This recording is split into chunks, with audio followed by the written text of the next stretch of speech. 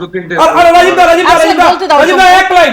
রাজীব দা আপনার কাছে আমি একটা জিনিস, আপনি তো খুবই সিরিয়াস সংক্ষেপে, রাজনৈতিক ব্যক্তিত্ব, আপনার কাছে আমি জানতে চাই রাজীব দা, এতজন পর্যটক এখনো ওখানে ধরুন বাঙালি পর্যটকরা আটকে আছেন, আপনারা জয় বাংলা বলেন, আপনাদের মন কাঁদছে, আপনাদের সরকারের 44 জন মন্ত্রী, কাউকে পাঠানো গেল না, ব্যবস্থা নেওয়া গেল না?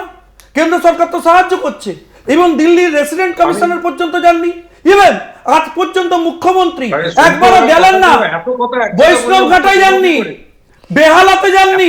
কেন? ওরা হিন্দু বলে, 30% ভোট আছে বলে। এক সেকেন্ড উত্তর নিন। শঙ্কু এত কথা একসাথে বললে মুশকিল। আমি এবার একটা কথা বলি। প্রথম যে কথাটা একটু আগে আমি বলছিলাম যে প্রধানমন্ত্রীর বক্তব্য আমরা জানতে চাই। কেন আপনি বলুন তো, একটা সর্বদলীয় বৈঠক, প্রধানমন্ত্রী তো সাধারণভাবে আমরা দেখেছি সাংবাদিক সম্মেলনও করেন না, এবং যে কোনো রকম প্রশ্নের সামনে উনি দাঁড়াতে খুব একটা সাবলীল নন। তো প্রধানমন্ত্রী আমার তো মনে হয় কিছুটা ইচ্ছাকৃত ভাবেই এই সর্বদলীয় বৈঠকটাকে উনি অ্যাভয়েড করেছেন, আমি বলতে পারি। কারণ ওনার কাছে জবাব নেই কিছু।